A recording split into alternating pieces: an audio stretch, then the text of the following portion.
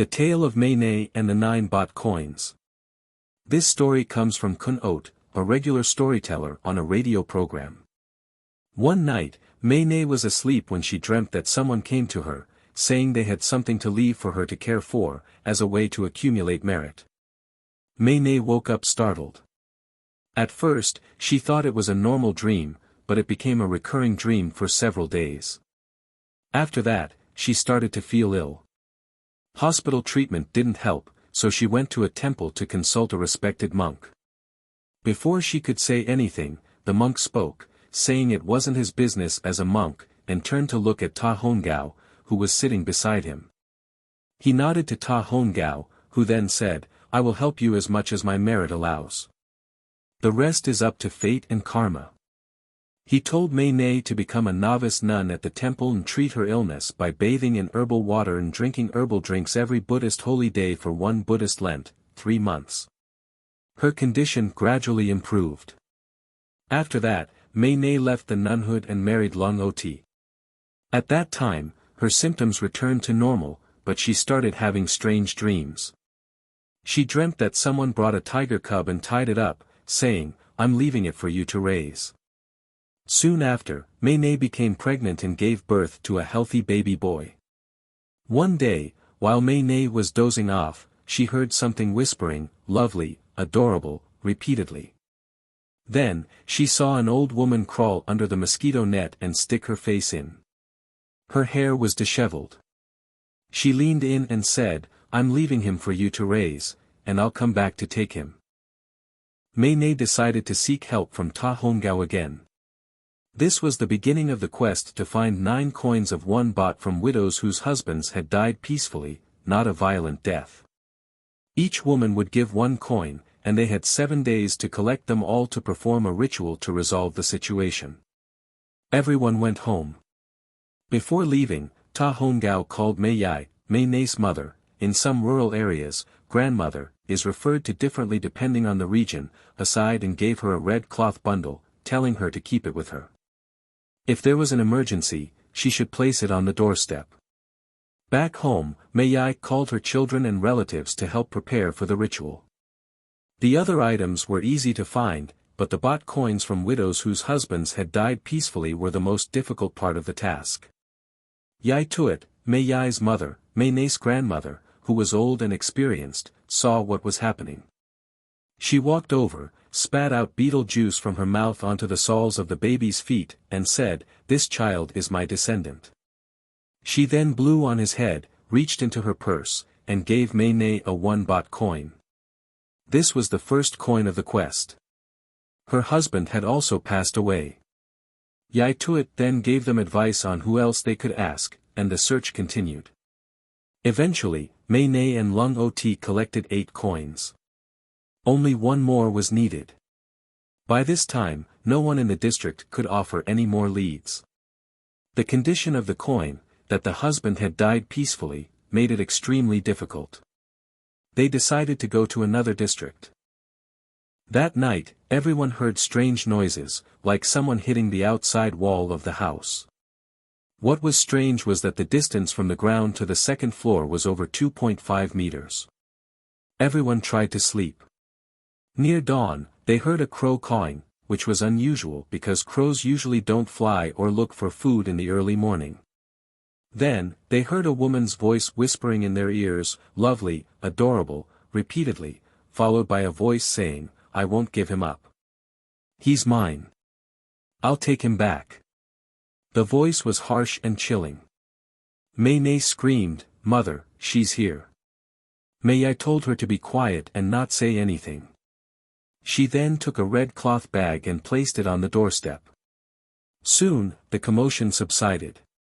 In the morning, the baby had a very high fever and was about to go into shock. They rushed him to the pavilion in front of the village to wait for a vehicle. While the baby was crying weakly, a middle-aged woman sitting in the pavilion saw that the baby was about to go into shock. She poured water on the baby and quickly wrapped him in warm clothes. Mae Nee asked the woman who she was and what she was doing there. The woman introduced herself as a doctor from the city. She said she had attended her husband's funeral and was returning to work. At that moment, Mae Nee, not knowing if it was impolite, asked, "What did your husband die of?" The doctor replied that her husband had died suddenly in his sleep. Mae Nee asked her for a baht coin. The doctor was confused but gave her one. Mae Nee received the coin with joy and tears. Just then, a three-wheeled vehicle arrived, as if in a movie scene. Mae Nee quickly grabbed her baby and got into the vehicle, just in time. After checking the baby's condition, the doctor gave him an injection and told him to rest there. But Mae Nee decided to take her baby home to prepare to go to Ho-ngow's house the next day. The next morning, before dawn, everyone hurriedly took a train to see Ho-ngow. When they arrived, Ho-ngow took the baby and placed him on the ritual table. He then sat and chanted incantations for 3 hours. The spirit of the mother and child refused to leave. Ho-ngow told everyone to go home first and come back the next morning because the journey to his house was difficult. Mae asked to stay overnight, but Ho-ngow refused. As they were going down the stairs, Mae whispered to everyone that she would find lodging in the city and then come back in the morning. But Ho-ngow overheard her and shouted, "I told you to go back, so go back. Tonight, you must stay in the house. Don't step outside the door." After he finished speaking, he ordered Tao, his son, to drive the pickup truck to take everyone home. Normally, when guests came to Mae's house, she would serve water and food, but Tao refused to eat anything. Late that night, while everyone was asleep, Tao went out to the porch and meditated until morning. At dawn, Tao got up from his meditation, touched the dew on the grass, and put it on his tongue before telling everyone to leave. When they arrived at the house, Ho-ngow was waiting with 2 winnowing baskets covered with white cloth. In the first basket, he placed all the prepared items, including a sia cabin doll. Remark: the sia cabin doll is likely a representation of the spirit or a tool used in the ritual. This requires further explanation. In the second basket, he placed the baby. He then told Mae Nee to stand under the house in a spot directly below him, who was on the house.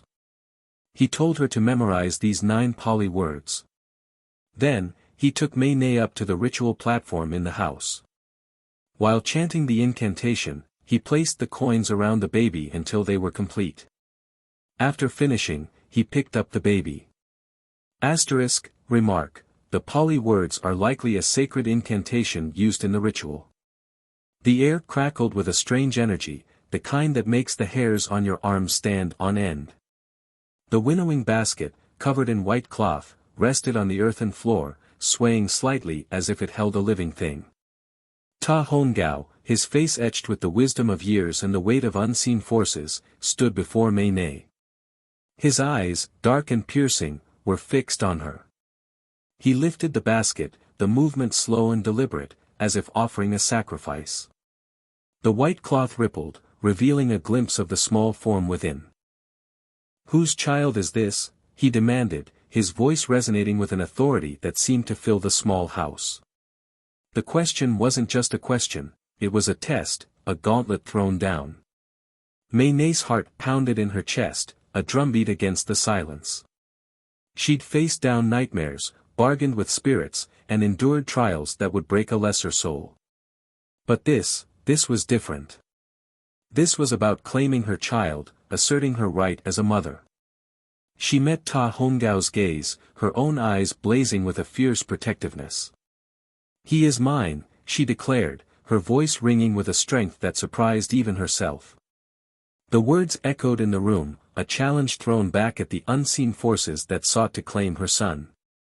But the baby stirred within the basket, a small whimper escaping him. It was a sound that tugged at Mae Nee's heart, a reminder of the vulnerability of the child she so fiercely protected. Ho-ngow raised an eyebrow, a flicker of something unreadable in his eyes. "Is that all?" he asked, his voice softer now, but no less challenging. He was pushing her, testing her resolve. Mae Nee's breath hitched. For a fleeting moment, doubt crept in. Had she done enough? Had she earned the right to call him hers? But then, she remembered the journey, the trials, the unwavering love that had driven her every step of the way. She drew herself up, her shoulders squared, her gaze unwavering. She would not yield. "He is Oat," she said, each syllable a declaration, a reclaiming. "He is Oat, my son." The name hung in the air, charged with emotion, a bridge between the mortal and the spiritual. It was a name spoken not just to Ho-ngow, but to the old woman, to the spirits, to the universe itself. It was a name that claimed him, bound him to her, and defied any force that sought to take him away. After completing the ritual, he gathered the white cloth with the various items and tied it tightly with a rope, completing the ceremony. Then, everyone went straight to the temple near Mae Nee's house. Behind the temple, there was a pickle tree. They placed all the candles around the pickle tree and dug a hole to bury the Sia cabin doll. Then, they covered it with bamboo sticks and filled the hole with soil. Remark: the pickle tree is considered sacred in Thai culture, and placing the doll there is likely a way to appease or banish the spirit.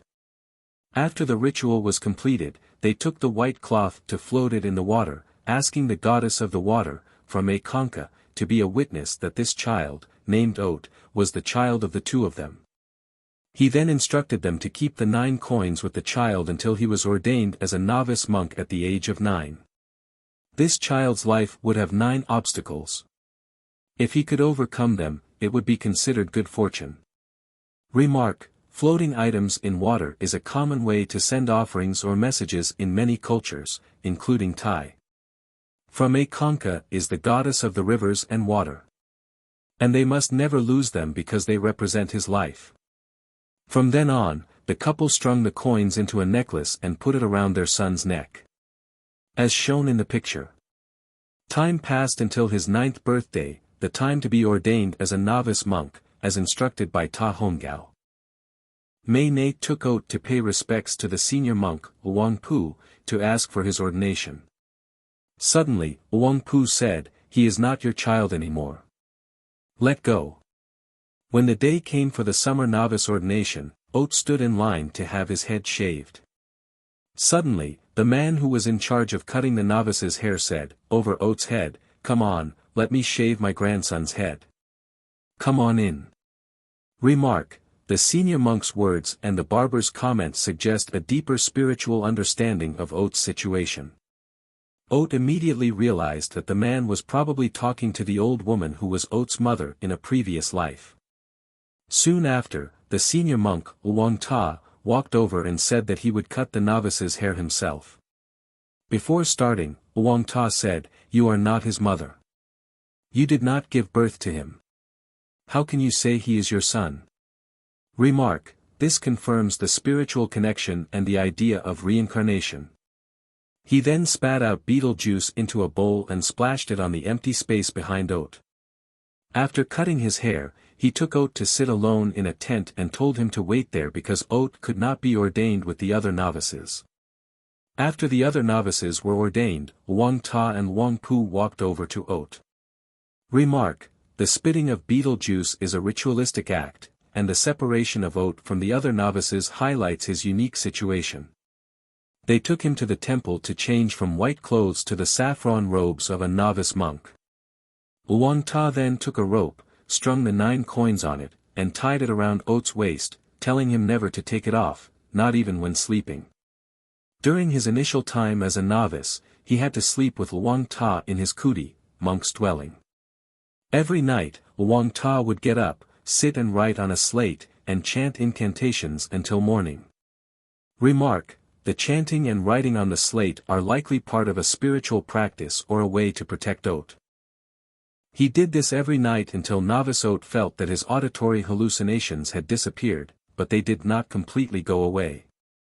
Novice Oat lived in the temple until the day of the merit-making ceremony for distributing food to monks, Salak Fat. Remark: Salak Fat is a traditional Buddhist ceremony. At the ceremony, all the monks had villagers bring them food offerings, except for novice Oat. Suddenly, Wang Ta came and told the novice to unfold his cloth to receive offerings from a laywoman. Novice Oat was confused because there was no one in front of him to offer anything. Then, Wang Ta told Novice Oat to give a blessing to the empty space in front of him. Remark: this scene highlights Oat's special connection to the spiritual world. The villagers looked at each other, wondering who Novice Oat was blessing.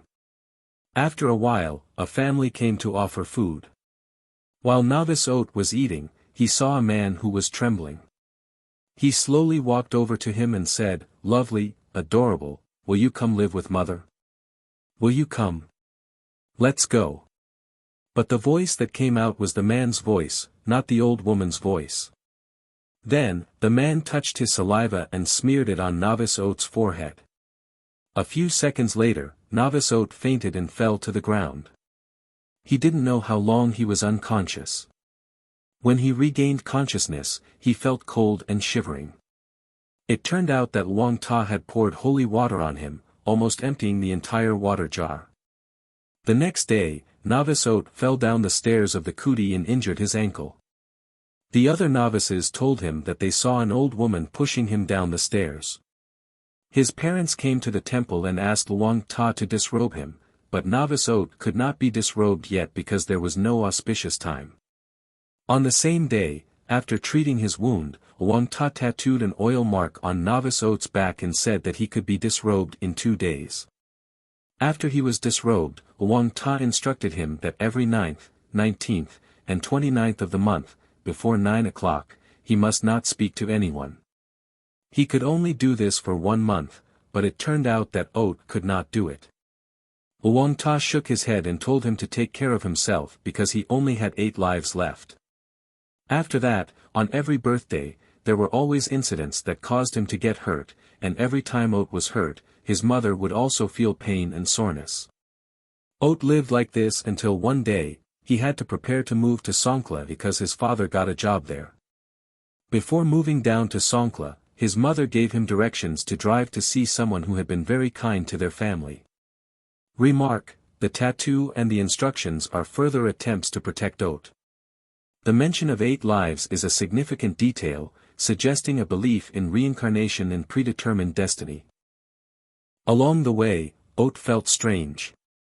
It was a very familiar route. When he arrived at the front of the house, when he saw Ho-ngow and his grandson walking out, it shocked Oat so much that he knelt down to pay respects. Because the grandson who was leading Ho-ngow, Oat knew him well. It was Tum, his close friend who had always helped him.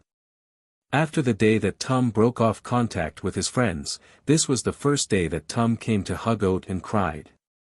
Before they parted, Ho-ngow told Oat, "Be careful because you only have 1 life left." As soon as Ho-ngow finished speaking, Tum went to pick up the ritual knife that was used to cut the bridge on the day they went ghost hunting with their friends. Read more in the story. Do you want to see a ghost? Yak Hen Phi Mai, hunting for death, La the Thai. He handed it to Oat. It was a knife that Tum cherished and loved very much, but he gave it up for his friend to protect himself from unseen things. After that day, Oat moved down to Songkhla and decided to become a monk there. While he was allowing relatives and friends to take pictures with him as a monk, his eyes caught sight of an old woman dressed in white, with grey hair in a low bun, sitting in a polite posture, paying respects under a pickle tree. It was as if she had come to say goodbye. Monk Oat turned to his mother and said, "She has come to say goodbye. It's over, mother." As soon as he finished speaking, his mother went to sit in front of the pickle tree and bowed down with joy and relief. After this ordination, the auditory hallucinations that had been with him his whole life disappeared completely. The end.